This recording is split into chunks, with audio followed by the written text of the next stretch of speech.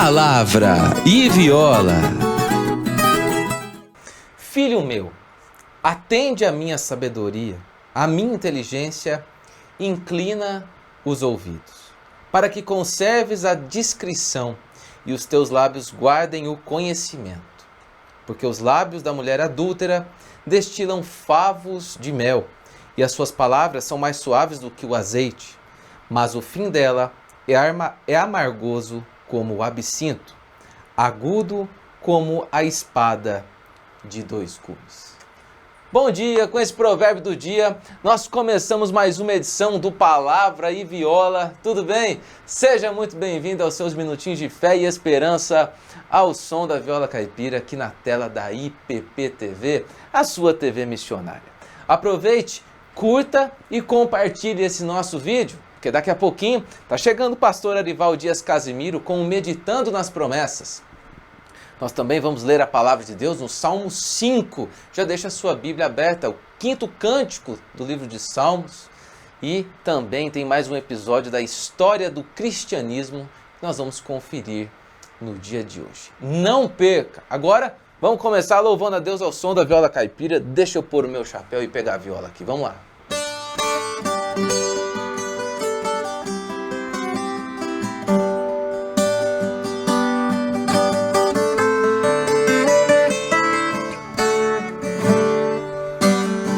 Senhor meu Deus, quando eu maravilhado fico a pensar nas obras de suas mãos, o céu azul de estrelas pontilhado, o seu poder mostrando a criação. Então minha alma canta a ti, Senhor, grandioso és tu, grandioso és tu. Então minha alma canta a ti, Senhor, grandioso és tu, grandioso és tu. Quando a vagar nas matas e florestas, o passaredo alegre ouço a cantar, cruzando os montes, vales e campinas, em tudo vejo o seu poder sem par. Então minha alma canta a ti, Senhor, grandioso és tu, grandioso és tu. Então minha alma canta a ti, Senhor, grandioso és tu, grandioso és tu. E quando enfim Jesus vier em glória e ao lar celeste então me transportar, o adorarei prostrado e para sempre. Grandioso és tu, meu Deus, hei de cantar. Então minha alma canta a ti, Senhor, grandioso és tu, grandioso és tu. Então minha alma canta a ti, Senhor, grandioso és tu, grandioso és tu. Que bênção é poder começar esse dia cantando esse louvor com você. Estou muito feliz por isso. E agora quem chega para falar ao nosso coração é o pastor Arival Dias Casimiro.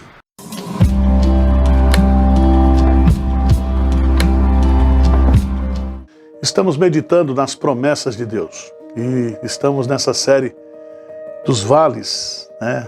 E já expliquei anteriormente que Os vales na Bíblia simbolizam momentos de dificuldade, momentos de crise. E esses momentos, eles são inevitáveis na vida cristã. Eles são imparciais, eles são imprevisíveis, mas nós temos que enfrentá-los. E talvez você esteja hoje aí, na sua casa, na sua vida, passando por um vale. E hoje eu queria destacar o Salmo 84, no versículo 6, diz assim: o qual, passando pelo vale árido, faz dele um manancial. De bênçãos o cobre a primeira chuva. O povo de Israel tinha que viajar 3 vezes por ano a Jerusalém para participar das 3 festas mais importantes. Eles tinham então que marchar, passando pelos desertos, passando por situações perigosas, expostos a bandidos, a escorpiões, a feras no deserto. Mas esse texto mostra que eu e você também passamos por vales áridos de sequidão espiritual, de desânimo espiritual, de abatimento espiritual. Às vezes, nesse processo, nessa caminhada, nós passamos por crise. Nós deixamos de orar, nós deixamos de ler a Bíblia, nós passamos por momentos de sequidão espiritual. E esse texto aqui é maravilhoso porque esse vale árido, ele é chamado Vale de Baca, justamente porque é nesse vale árido que Deus faz com que esse vale árido seja transformado em manancial de bênçãos. E é tão bonito isso aqui porque diz o texto que faz dele um manancial de bênçãos. Deus, ele tem o poder de transformar os nossos momentos de sequidão e de crise em momentos muito especiais. Se você observar bem, Deus, ele realizou grandes milagres no deserto. Ele mandou comida do céu, ele tirou água da rocha, ele fez com que o povo, durante o período do deserto, ele não inchasse o pé, não envelhecesse a roupa. Ou seja, Deus cuidou de forma especial quando o povo estava caminhando pelo deserto. E aqui tem uma promessa maravilhosa para mim e para você. É que nós vamos chegar a Sião, de força em força, confiando no Senhor, nós vamos passar por esse vale. E Deus vai transformar esse vale num manancial de bênçãos. Aliás, a expressão aqui são chuvas de bênçãos, são torrentes de bênçãos. E nós sabemos, e você já deve ter experiência do passado, como crente, como cristão, que nos momentos mais difíceis você experimentou as bênçãos mais especiais de Deus. É justamente nos momentos de amargura que nós podemos experimentar a doçura da comunhão com Deus. São nesses momentos de sequidão que nós podemos receber de Deus aquilo que a Bíblia fala, que do seu interior fluirão rios de água viva, a presença do Espírito Santo, a presença consoladora, confortadora, animadora do Espírito Santo. Então que você possa passar por esse vale de Baca, esse vale árido seja transformado por Deus num grande vale de bênçãos, tá bom? Deus te abençoe, Deus fortaleça o teu coração.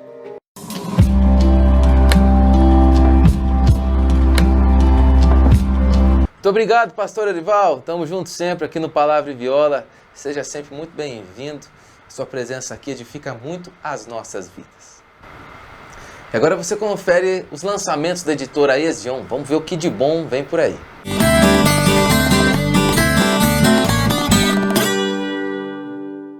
O livro de Salmos é uma obra única. Nele, Deus fala ao homem em linguagem poética e também permite que o homem fale sem o censurar, mesmo quando as palavras não refletem a verdade. Isso porque o Senhor sabe o que se passa com cada um de nós e conhece o estado da nossa alma. Os salmos dão voz à nossa dor, à nossa alegria, à nossa fé e ao nosso louvor a Deus. As reflexões profundas e práticas deste guia, escrito pelo reverendo Arival Dias Casimiro, vão nos ajudar na compreensão dos salmos, no conhecimento de Cristo e na nossa edificação espiritual. O autor se debruça sobre os textos originais, garimpando suas joias e traduzindo verdades capazes de levantar o caído, alimentar o faminto e fortalecer o fraco. A cristologia presente é apresentada a cada capítulo, ressaltando como Jesus é referenciado naquela passagem bíblica. Além disso, a cada salmo estudado, o leitor também tem perguntas para reflexão e debate, para estudo individual ou em grupos. Venha até a Livraria Ezion na Igreja Presbiteriana de Pinheiros ou acesse o site www.editoraezion.com.br e adquira já o seu exemplar de Salmos. Ezion, a sua editora missionária. Aqui nas minhas mãos, esse maravilhoso livro desse autor que é sensacional. A editora Ezion traz para você Doutrinas Centrais da Fé Cristã. O Felipe está fazendo aqui para a gente um close para você ver, do Luiz Berkoff. Um guia teológico, claro, prático e acessível. Meus irmãos, é um dos autores mais renomados e importantes da nossa fé reformada. E o Berkoff, então, traz para você esse livro, né, que vai acrescentar muito na sua vida. Doutrinas Centrais da Fé Cristã. Você adquire ele entrando no site www.editorezion.com.br. Acesse lá e adquira agora mesmo. Cupom Vitor Quevedo 10%, 10% de desconto aí no seu carrinho de compras. Acesse agora mesmo.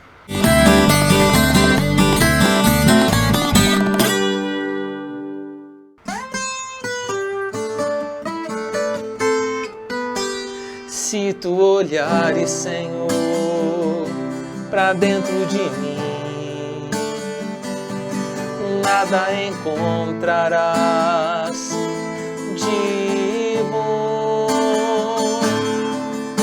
Mas um desejo eu tenho de ser transformado. Preciso tanto do teu perdão. Dá-me um novo coração, dá-me um coração igual ao teu, meu mestre.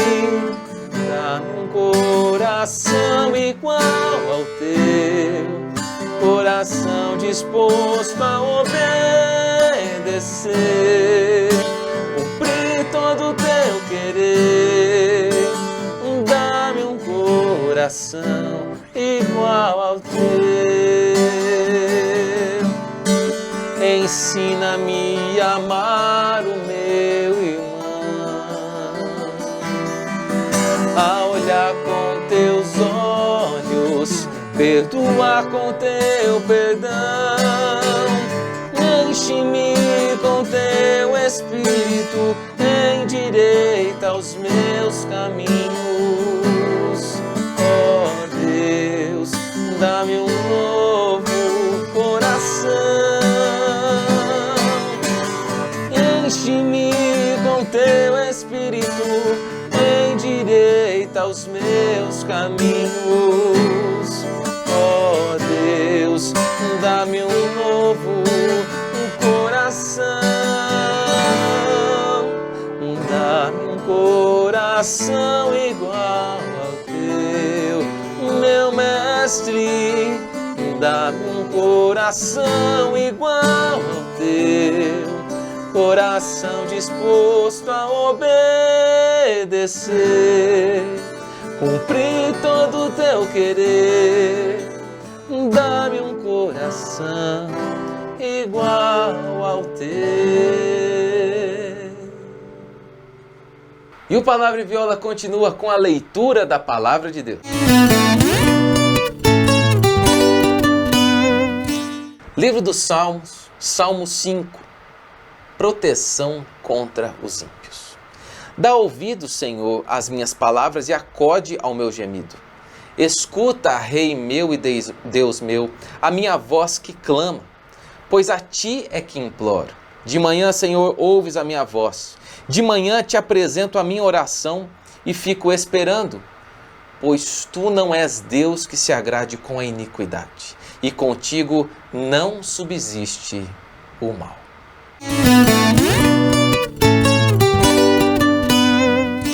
E o nosso programa continua com mais um capítulo dessa incrível série, A História do Cristianismo.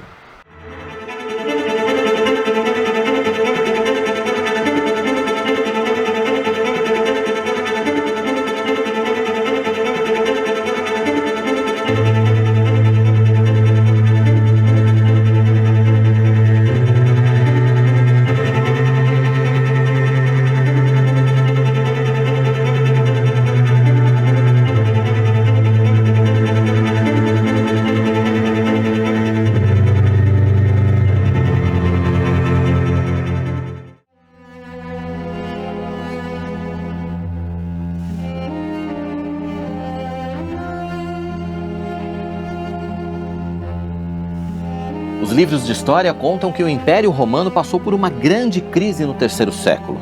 A defesa de um território extenso que vivia sendo invadido custava caro e exigia atenção constante do exército. Era preciso pensar em estratégias.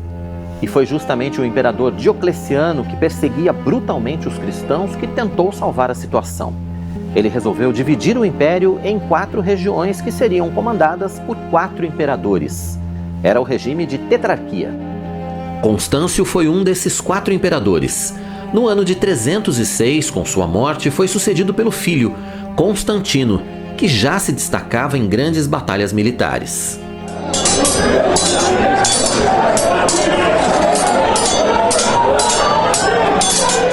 Em meio a uma guerra entre os imperadores da tetrarquia, que teve início exatamente quando Constantino sobe ao poder, ele teria sonhado com uma cruz que retratava os dizeres in hoc signo vinces. Sob esse signo, vencerás em português. Constantino mandou que todos os soldados pintassem o símbolo cristão em seus escudos e eles ganharam.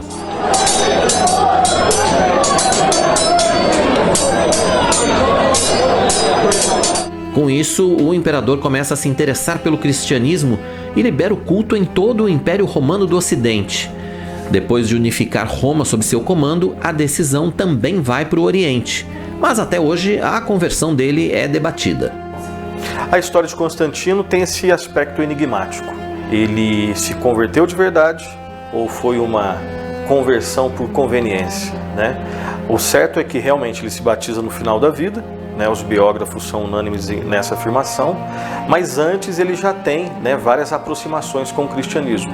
Mas as questões são levantadas, né? Ele tem essas aproximações porque isso é bom para ele ou ele realmente é um cristão, né? E essa discussão ela continua, né? Alguns autores vão falar que, a despeito dessa conveniência, ele de repente foi um cristão sincero. Outros vão falar que não, né? Era simplesmente uma questão de que era bom nesse sentido, era bom politicamente, era bom economicamente que ele se aninhasse ao cristianismo.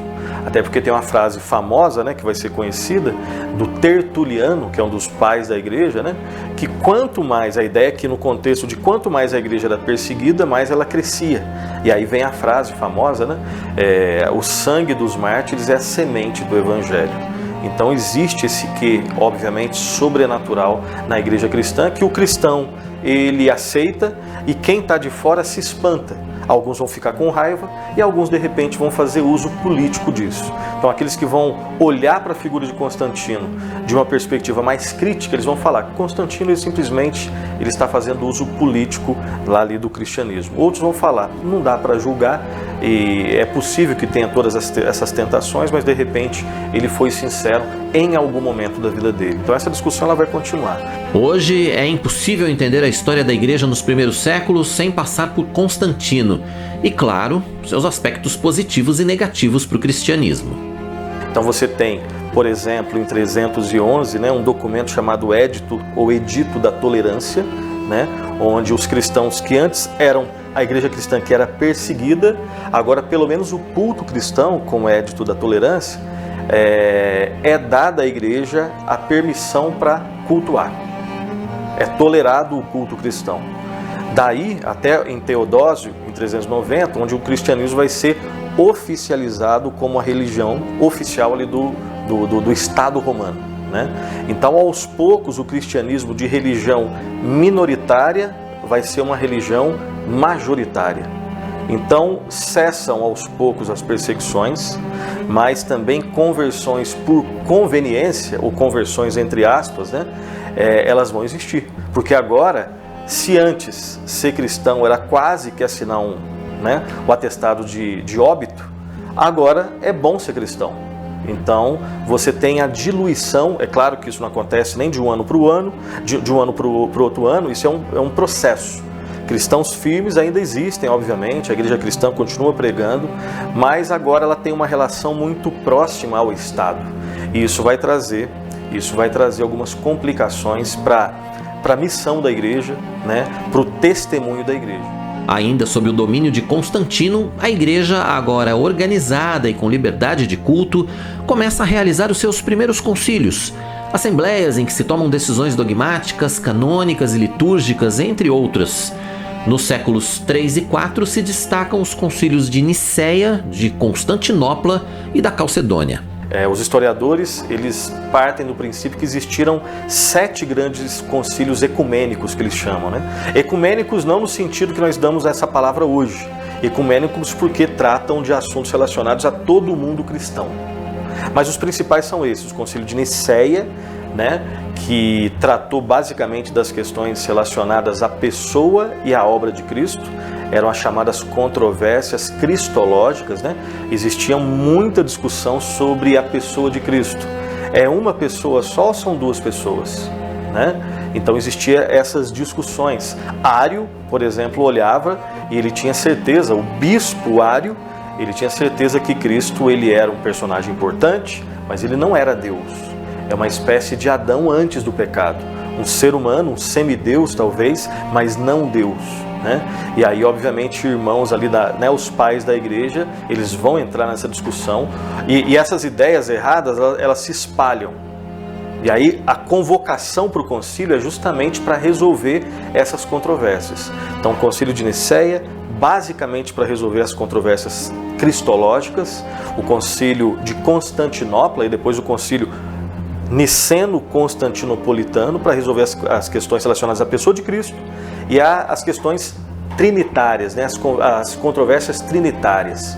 É um Deus só, são 3 deuses, não pode ser 3 deuses porque a Bíblia condena o politeísmo. Então você vai ter toda essa discussão e eles vão sentar, discutir, debater, estudando as Escrituras para mostrar que não, é um Deus só em 3 pessoas. E a gente deve muito a esses irmãos do passado os termos que eles são colocados ali, né?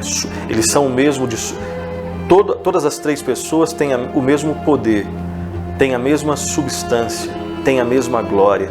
Todas essas expressões nascem basicamente nesse contexto. Os séculos 4 e 5 marcam também a entrada de novas heresias na igreja.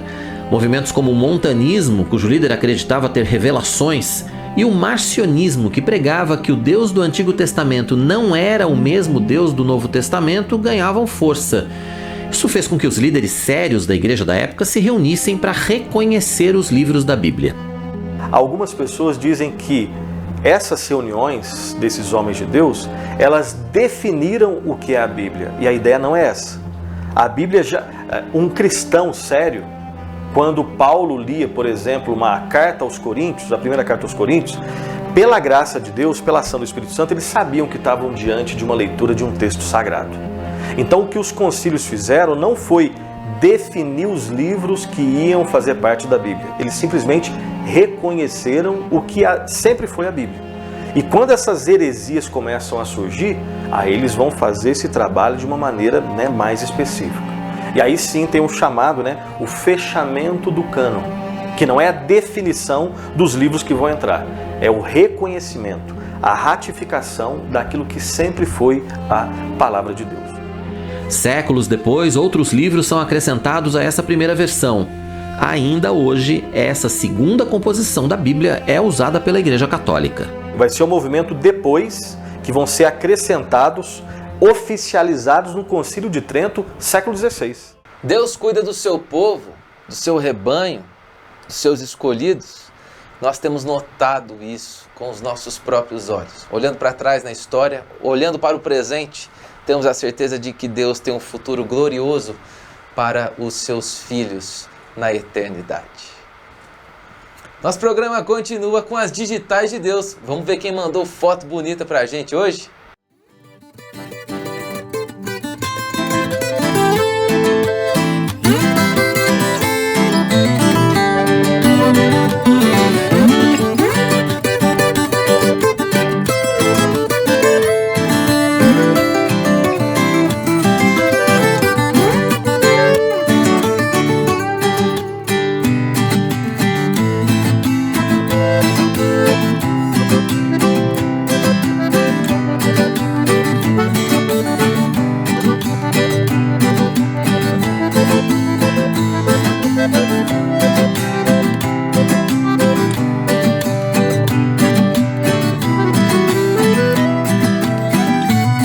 Pode fazer como esses nossos queridos irmãos fizeram, mandando uma foto bonita para a gente exibir aqui no nosso quadro As Digitais de Deus.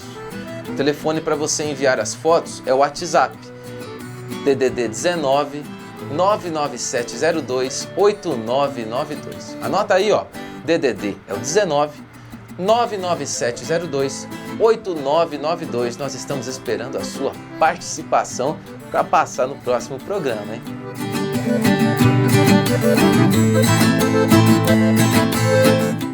Diretamente do campo missionário, Palavra e Viola segue com as notícias da JMP.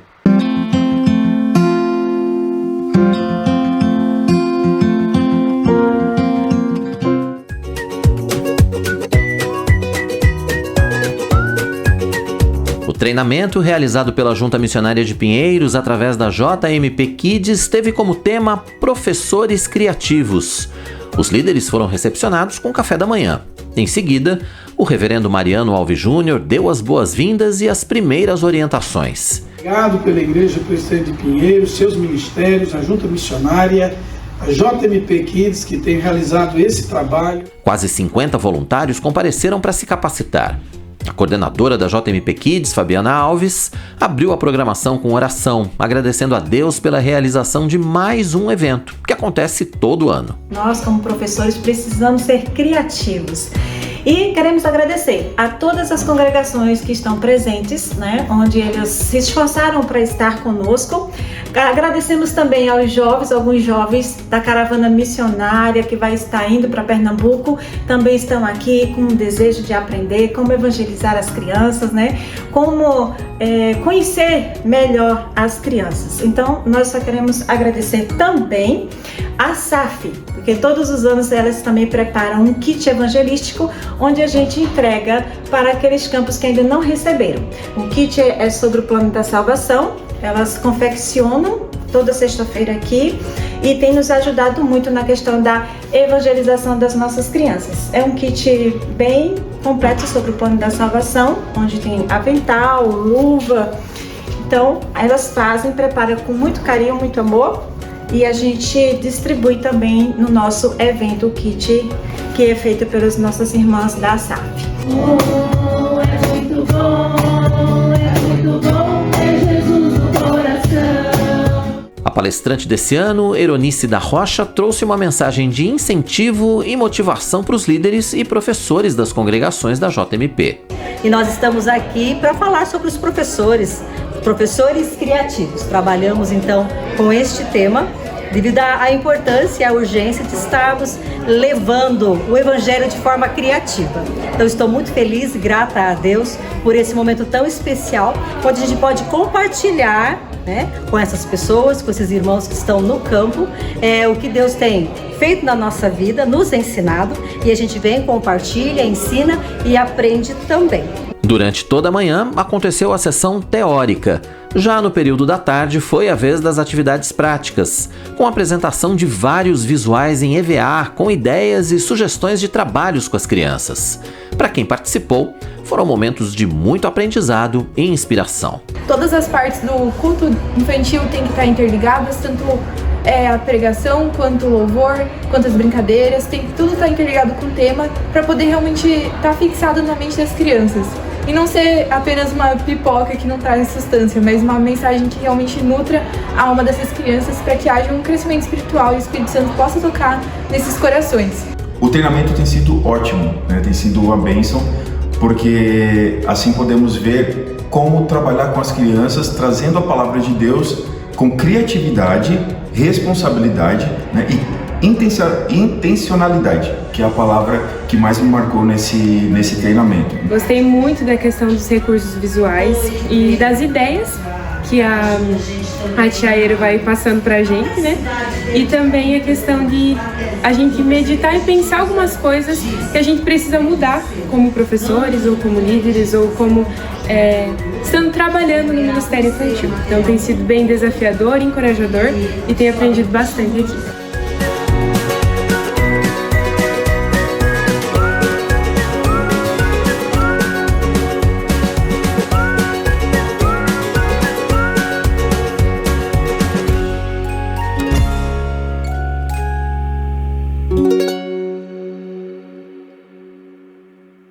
É isso daí. A Junta Missionária de Pinheiros abençoa o Brasil e o mundo pregando a palavra de Deus. Nosso programa vai chegando ao fim, mas antes quero te fazer um convite. Se inscreva no YouTube da Igreja Presbiteriana de Pinheiros e acompanhe toda a programação da IPPTV. E agora um recadinho do pastor Arival para você. É isso daí. Colabore com a expansão do templo da Igreja Presbiteriana de Pinheiros. Não fique de fora. Certamente você estará fazendo uma boa obra, aquela que Deus nos chamou para fazer mesmo, contribuindo para essa igreja missionária que tem alcançado milhões de pessoas no Brasil e mundo afora. Com essa mensagem, eu me despeço de você, também pedindo para que você acesse lá o nosso canal do YouTube, Vitor Quevedo TV, e se inscreva lá no nosso canal.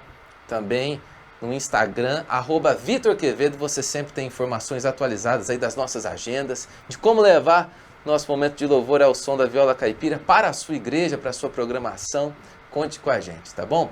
Vamos terminar com alegria, louvando a Deus ao som da viola caipira? Deixa eu pegar a viola aqui, ó.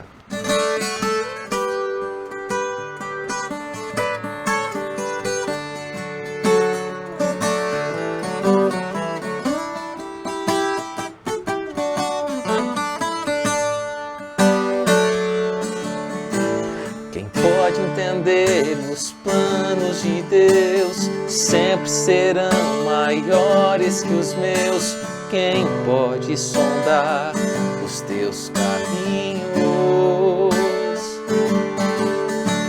A tua vontade sempre será perfeita e agradável. Vou sem duvidar que a tua infinita graça me basta.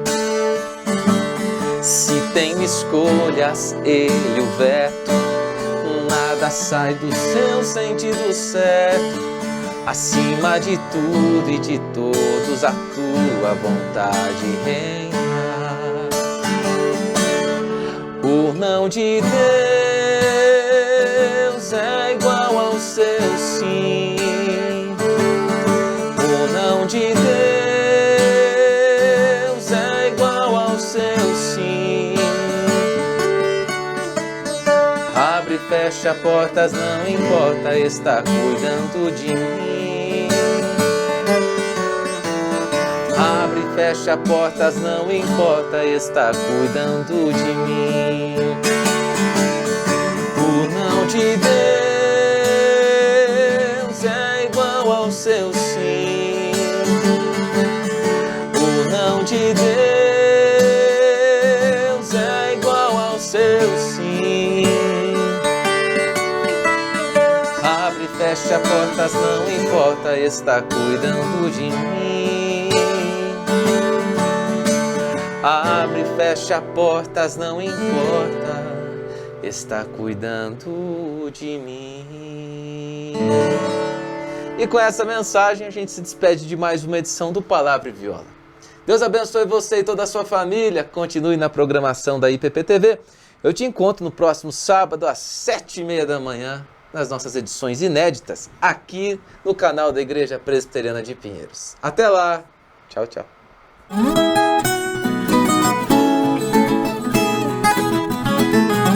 Palavra e Viola.